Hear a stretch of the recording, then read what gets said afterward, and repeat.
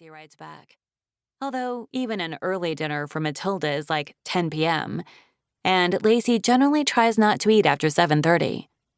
Still, she did say she was going to have a big New York day, which at the very least probably means she ought to leave the hotel. Definitely. She texts Claire, who sends over hair and makeup. The whole floor is sealed, just Lacey's people, though the dancers had 60 hours off and will meet her tomorrow afternoon in Toronto. Back downstairs, Lacey blinks in the flashing lights of the cameras as she waves to the scrum of fans clustered behind the barriers outside the building. "Have you guys been out here all day?" she asks, as disbelievingly as possible, though of course she knows they have been. They've been here since she arrived in the city nearly a week ago. They've been here, more or less, for 10 years.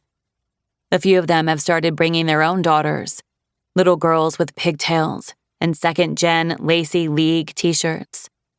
"I'm going to order you some pizzas."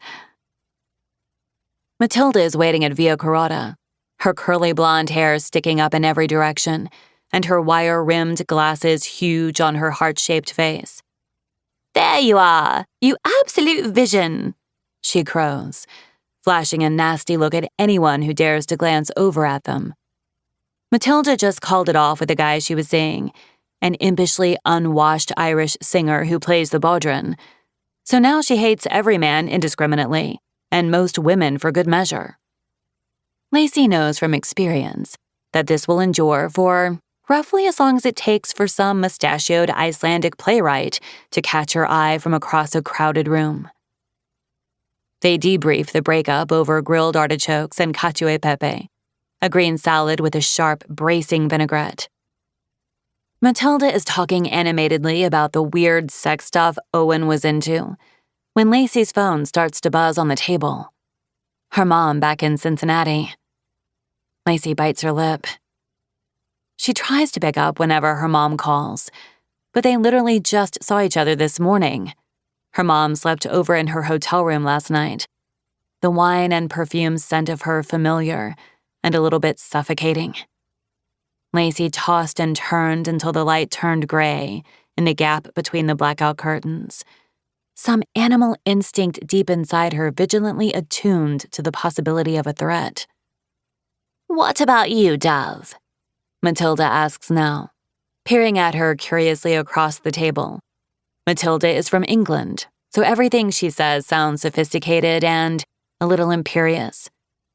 "Have you talked to your Saturday night bastard?" Lacey clears her throat. "To Toby?" she asks, taking a sip of her water and tucking her phone face down underneath her thigh, where it continues to buzz like a coin-operated bed. "I have not." Matilda tuts. "The baby looks like a tiny goblin, doesn't it?" "You're terrible," Lacey chides through a laugh, though she has, privately, in her lowest moments, thought basically the same thing. The baby looks like a baby. None of this is the baby's fault. "You should send them an extremely fucked up little gift," Matilda advises, reaching for her wine. "A crochet jumper, embroidered with your likeness, or a note saying how flattered you are by the offer to be its godmother and how delighted you are to accept." Lacey laughs again, but she's relieved when the waiter comes over to see how they're enjoying everything. She doesn't want to talk about this anymore. There isn't really that much to say. She lived with Toby for almost 2 years, and then it turned out he had both a secret cocaine addiction and a secret relationship. And also that his secret girlfriend was pregnant with his secret baby. And now Lacey is on an international tour, singing a bunch of wildly popular love songs she wrote as she lay in their bed beside him. So, nothing that unusual, really. Just like normal girl stuff. "Tell me about work," she says to Matilda, once they're alone again. "When does filming start back up?" Matilda claps her manicured hands together, launching into a convoluted story about 2 of her castmates who can no longer be in the same room together following an undisclosed incident at a SAG dinner in West Hollywood.